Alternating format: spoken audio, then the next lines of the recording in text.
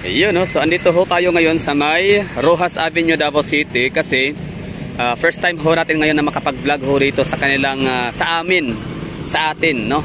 Sa ating Roxas Park or Roxas Linear Park or Roxas Park kung ano man tawag ho rito sa park na to.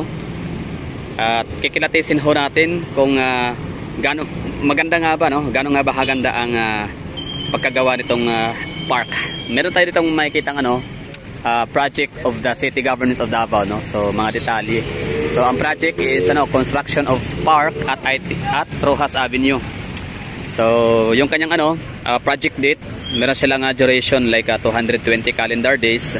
Nagsimula sila noong December 16, 2022, tapos ang kanilang target date of completion ay October 26, 2023. So it simply means na nag-lapse na ho sila, like lumagpas na ba, no? So like meron silang kaunting delay na mga 5 months. Okay, so percentage of completion, so wala pa tayo nakikita nga nakasulat dyan kung ilang percentage na siya. Pero gagawa-gawa na lang ho tayo ng mag-i-speculate ho tayo, mag-a-assume ho tayo. So feeling ko nasa mga 95% complete na to rito, or mga 90% to 95%. Yun, no? Pwede. Tapos ito mahalagang mahalagang detalye ito dapat nating malaman, kumbaga sign of transparency talaga to ng government.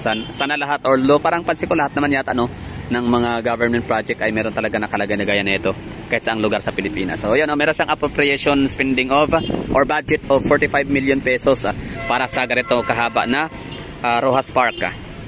Tapos ang implementing agency by City Engineers Office, tapos ang contractor nito ay si RCDG Construction Corporation. Sino ba yung mga RCDG? Para sila yung gumagawa ng mga tunay natin sa mga coastal road. Tama ba? Dito sa Davao. Anyway, so Rely Construction on Construction and Supply JV. Yun na. So dito na tayo. Remarks, wala pang remarks, no? Wala pang date completed, wala pa nakalagay na cost incurred to date as of date. So dito lang talaga meron silang funds, tawag nito cost of 44 million or appropriation of 45 million. So ngayon tingnan ho natin mga hagala kung yung sinabi ho nila na 45 million spending or budget ho rito ay legit nga ba siya? Ibig ko sabihin, solid ba? Solid ba yung 45 million? Malaki ho ba siya na budget? Or masyado ba siyang malaking budget para sa ganitong proyekto? Or masyadong mura naman? Napakamura, no? Napakaliit ng 45 million para sa ganito ka ganda na park. Maganda ha? Anong remark ko dito? So kung tatanungin nyo ko maganda ba o maganda? So yun, tinatanong ko yung sarili ko dito. Tinatanong ko kayo, ano sa tingin nyo, maganda ba to? Nagagandahan ba kayo sa Roxas Park namin dito sa Davao? Kayo mga taga Davao dyan nanonood ho nito at minsan na nakapunta rin dito, nakapaglalakad, tatanungin ko kayo, how do you find our Roxas Park? Maganda ba siya? Ano sa tingin nyo, no? Nabigyan ba ng hustisya ang 45 million na budget ho rito? Kasi kung ako ang tatanungin ho ninyo, ang aking mabibigay na remarks ay yes, no? Parang solid na solid yung 45 million. Parang amura nga lang no? Sana all 45 million lang to. Kasi yung iba kasi marami tayong mga napupuntahang mga lugar sa Pilipinas, cities, provinces, no, na napakalaki ng spending, napakalaki ng budget, pero pangit naman ang kanilang resulta, ang nagiging finished products or finished project, di ba? Hindi siya solid. So kumbaga parang very obvious yung corruption sa mga lugar na yon. Kung tatanungin nyo ko kung anong mga lugar, hindi ko nababanggitin, no? Kung kayo nanonood from Luzon, Visayas, and Mindanao, outside Davao City, so kayo nang bahala, no? Titingin-tingin, magmamasid-masid yung paligid-ligid. Basta parang tinan nyo na lang to, 45 million ho ang ito budget. 45 million, pero para sa akin napakaganda. So sa halagang 45 million, solid yun, no? Ayos, oh. So meron talaga siyang exclusive bike lane. Yan, kung saan sila naglalakad. So, yan? Designed yan, no? Or designated lane para sa mga bike cyclist. Tapos, kasi itong gilid, ito yung para sa tao, di ba? Pang sidewalk, pang pedestrian talaga siya. So, ito yung pinakaunang area kung saan merong patulay-tulay. Ano ba tawag ng ganito? May railings, okay ang railings, di ba? So, estimated natin dito ang completion, no? Kasi since wala nakalagay doon, yung kailangan estimated of completion, so siguro sasabihin ko na sa mga 90 to 95%. Ano sa tingin nyo? Sa mga taga Davao na nakapasyal ho rito, ano sa tingin nyo? Mga ilang percent na yung maibibigay nyo dito na may estimate nyo na percentage of completion. Kasi sa akin, 90 to 95%. Tapos, kumbaga para to ha, review natin to. Review check. Although, hindi naman tayo ganun, wala naman tayo akong alam, wala akong expertise, wala akong, hindi ako matalino sa ganitong mga construction, kasi hindi ako engineer. Pero syempre, bilang, kahit simpleng mamamayan lang ho tayo, meron naman siguro tayong mata, no, kahit paano, na marunong tumingin ng mga proyektong maganda, at marunong tayo mag-appreciate, di ba? At minsan, marunong tayo mag-critic. Ganon yun, no?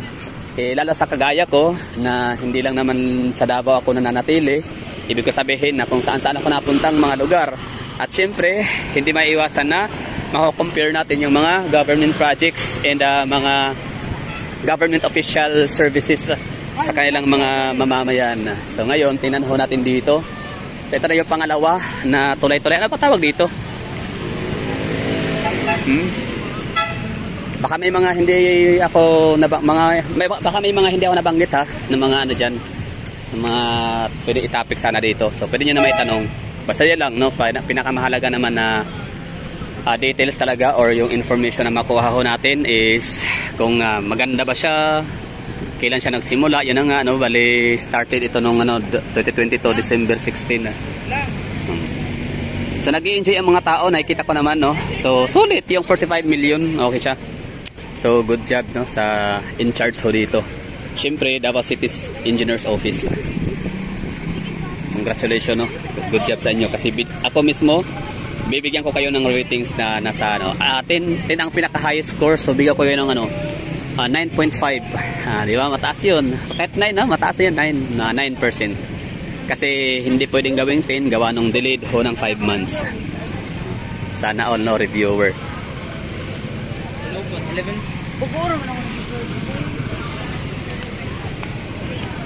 Ayos, no? Tapos syempre well maintained ang ating creek, yung ating drainage. Hindi talaga siya stagnant. Ibig ko sabihin flowing siya kahit paano. Hindi man siya ganun kababilis ang kanyang flow. So siguro dahil sa high tide ngayon, pero at least hindi siya barado talaga. May mga kalat-kalat pa din, pero at least minimal, no?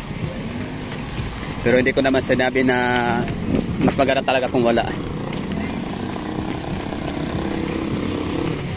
Sige lang, wala naman perfect.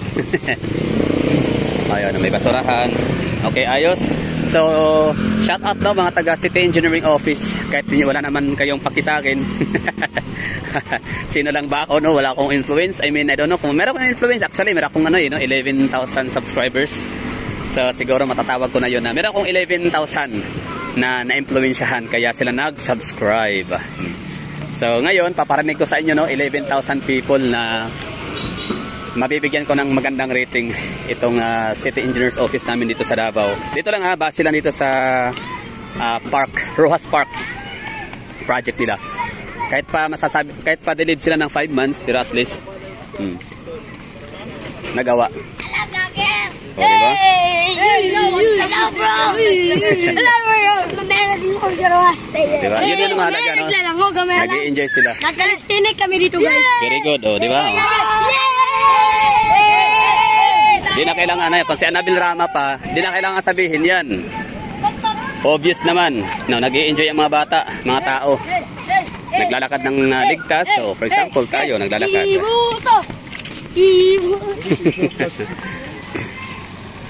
Diba? Ayos. Very useful talaga siya. So ito na yung pangatlo. Pang-apat pala, no? So hindi na siya open, doon lang. Siyempre, hindi siya pwedeng buksan dito, gawa nung dapat dadaan ka kasi muna sa checkpoint area, entrance and exit for security protocol.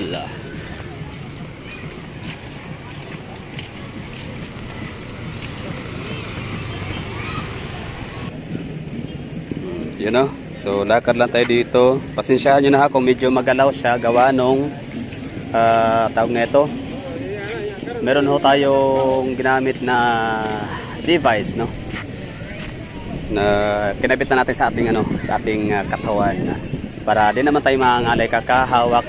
So ngayon, bali lakad lang konti, no, tapos yun, what you see is what you get. Kumbaga unedited ho ito, anything goes, no, according to Sir Romy. So Sa Baldan, Romeo. So anything goes, no? Under the sun or under the moon. Depende ko anong ma-brought up na topic mapag-uusapan. Pero siyempre, dahan-dahan na tayo maglakad para hindi masyadong alog-alog. Hindi masyadong shaky yung ating tawag nito. Yung ating camera, di ba? O di ba? Kita nyo, no? Basta laging tandaan 45 million na budget. So far okay naman, di ba? Oo, nag-i-enjoy yung mga tao, di ba? Nagpapahinga. Ganoon naman talaga pinakamalaga dyan. Sige ha, iikot ho tayo. Sayang nga lang itong mga ilaw, you know, kita nyo yan yung mga nakasabit. Hindi sila hindi sila umilaw ngayon. Sayang. Sana pinaliwanag yan. Sa bagay, maliwanag din naman na dito. Meron naman tayong ilaw dito. I don't know kung ito ay gawa siya sa solar, no? Solar panel ang kanyang source of energy or di kuryente. Ano nga ulit tawag dito? Yung ganyang sodium light. Hindi naman siya sodium, di ba? Ang sodium yun, yung sa kabila. Ayan, ikot-ikot tayo dito. Di ba? Kita nyo yung mga tao na nagtatambay, nagpapahinga, nag-relax lang, ganun lang, di ba? Tapos yung takbo ng sasakyan ho dito, napakabagal. 20 kph lang. Kasi downtown area talaga siya. Proper. So hindi pa talaga siya so kanina ang sabi ko nasa target yung percent of completion ho nila ay nasa 90% to 95%. So ngayon babawiin ko, siguro ilalagay ko sa mga 85 to 90%, ganun. Gawa nung tatlo lang pala, no, yung open na gaya nito, yung parang park, ano tawag diyan? Basta parang tulay-tulay. Parang stage, ano ba tawag dyan? Paki-comment nga dyan mga nanonood, no? Ng mga taga Davao or kahit hindi taga Davao kung meron kayong idea. Kung ano nga ba ang tawag sa ganyang ano tawag sa ganyang facility o ganyang design. Para siyang entablado na para siyang tulay. Pero siyempre, kahit naman siguro na pwede na siyang gamitin pero hindi pa yata pwede i-allowed gano'n. Gawa nung, pwede silang gamiting entrance shortcut para papasok doon sa yun, may daga. Okay. Okay. So, yung 85 to 90% ay gagawin na ho nating, wait lang, nasa ano na ba? 80%. 75 to 80% pa lang.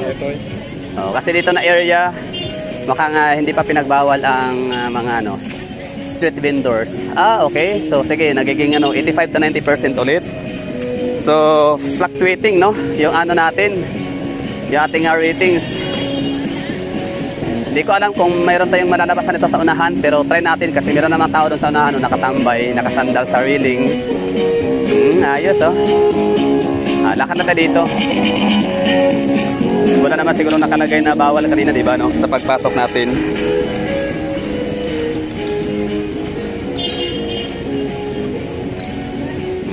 Okay.